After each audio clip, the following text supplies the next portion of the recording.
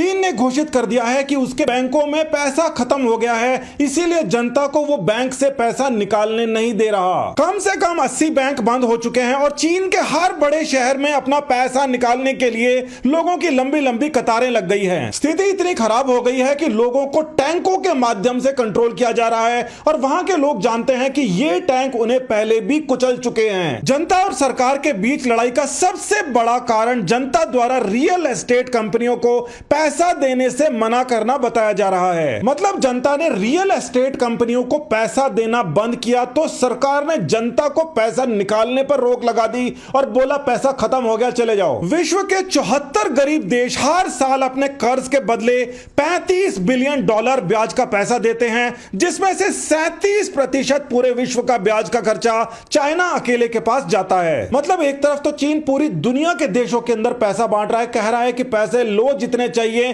दूसरी तरफ अपनी खुद की जनता के पैसों को रोके बैठा है। चीन के अंदर भारत से कई गुना ज्यादा यानी कि करीब 85% तक मकान या फ्लैट बनने से पहले ही खरीद लिए जाते हैं, बेच दिए जाते हैं। इन सब के चलते चीन की जनता $9 ट्रिलियन से ज्यादा का भुगतान कर रही है, जबकि उनको इसके बदले अभी तक कोई फ्लैट मिला नहीं है। चीन के अंदर हर एक बड़ी कंपनी सरकारी कंपनी होती है और चीन की जनता ने सरकारी कंपनियों को पैसा देने से इसलिए मना किया क्योंकि रियल एस्टेट बिल्कुल जमीन पर आ गया है, दाम बहुत ही गिर चुके हैं। उदाहरण से समझिए, किसी ने 80 लाख रुपए का मकान जानकर खरीदा और इसके लिए उसने बैंक से 80 लाख रुपए का लोन लिया, यानी कि ये किस्से वो बैंक को चुकाएगा और बैंक उस प्राइवेट बिल्डर को चुका देगा। मगर समस्या तब आ जाती है जब 80 लाख रुपए का जो फ्लैट लिया था उसकी कीमत ही 40 लाख रुपए आ जाती है और इस समय तक 10 लाख रुपए आदमी पे कर चुका होता है। यानी कि इस आदमी के ऊपर 80 लाख रुपए का कर्जा है, 10 लाख रुपए पे कर चुका है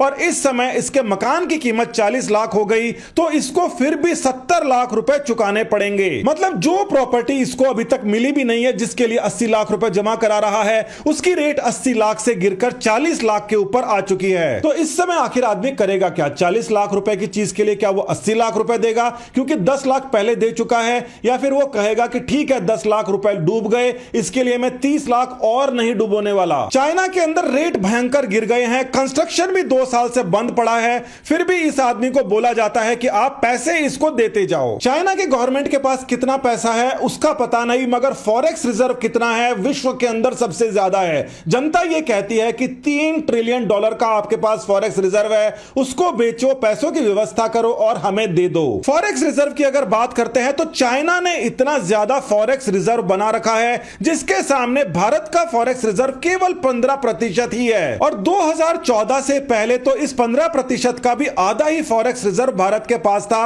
अभी जाकर थोड़ा बहुत बना है। अब यह बात किसी से छुपी नहीं है कि चाइना के पास फॉरेक्स रिजर्व है, मगर फिर भी वो फॉरेक्स रिजर्व को बेचकर अपने लोगों को पैसा नहीं देना चाहता क्योंकि इससे उसकी करेंसी ऊपर आ जाएगी, वो बिल्कुल नहीं चाहता। इस बात को समझिए कि यह भी कहा जा रहा है कि भारत $100 बिलियन का अपना फॉरेक्स रिजर्व को खर्च करेगा, यानी विदेशी मुद्रा भंडार के अंदर से $100 बिलियन निकालेगा और इसके बदले अपना रुपया खरीदेगा, इससे रुपए की वैल्यू बढ़ जाएगी। अगर चाइना भी इसी प्रकार से अपने फॉरेक्स रिजर्व का इस्तेमाल कर युआन खरीदे और जनता को दे दे तो उसकी करेंसी भी उठ जाएगी, मगर यह बहुत ही खतरनाक बात है चाइना के लिए। जब जब चाइना की मुद्रा नीचे गिरती है वहां के लोग बहुत खुश हो जाते हैं। सरकारी मीडिया हाउस है यह भी लिख रहा है कि चाइना के युआन की डेप्रिसिएशन की वजह से एक्सपोर्ट्स बहुत ज्यादा बढ़ जाएंगे और इसकी वजह से बहुत ज्यादा स्टेबिलिटी आएगी। बड़े स्तर के ऊपर अलग अलग देशों के हिसाब से यह बिल्कुल सेल लगाने की तरह है। चाइना की वैल्यू अगर गिरेगी तो चाइना कहेगा कि देखिए सेल लगी हुई है,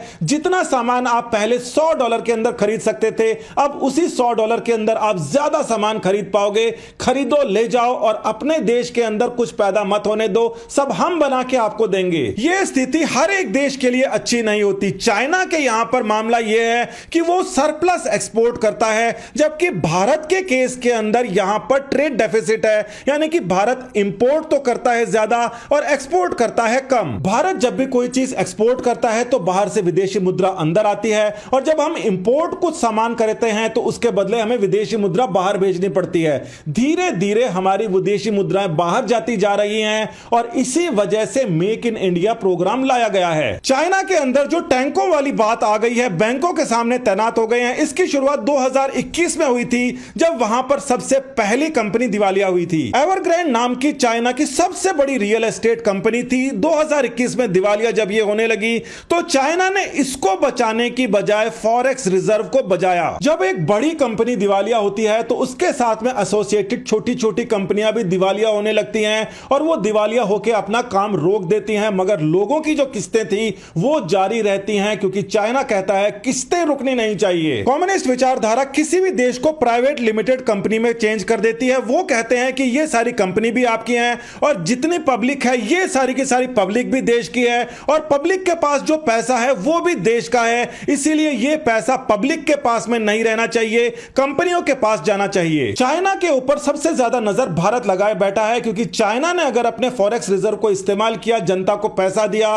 तो उसका सबसे बड़ा फायदा भारत को होगा, बंपर फायदा होगा, बंपर एक्सपोर्ट होंगे और इसीलिए चाइना उसको इस्तेमाल नहीं कर रहा। चाइना के अंदर समस्या 9.2 ट्रिलियन डॉलर्स की आ गई है। अगर ये फॉरेक्स रिजर्व जो 3.5 ट्रिलियन है, इसके अंदर अगर 1 ट्रिलियन भी इस्तेमाल करे तो वो इस 9 ट्रिलियन डॉलर्स को बचा सकता है। मगर इसको अगर बचाने चाइना निकलेगा तो उसके जो एक्सपोर्ट्स चल रहे थे उन एक्सपोर्ट्स का कबाड़ा हो जाएगा, भारत लूट लेगा। चाइना के अंदर ये सारी स्थिति को कम से कम 6 से 8 महीने 12 महीने लगेंगे, तब हमें पता पड़ेगा चाइना कौन से रास्ते जा रहा है। मगर यहां पर यह बात बिल्कुल साफ हो जाती है कि कोई भी करेंसी का स्ट्रांग होना और वीक होना ज्यादा मायने नहीं रखता। यह मायने रखता है कि उस समय देश के अंदर क्या चल रहा है, क्या एक्सपोर्ट्स का माहौल चल रहा है या इंपोर्ट का चल रहा है। नमस्कार, धन्यवाद, जय हिंद।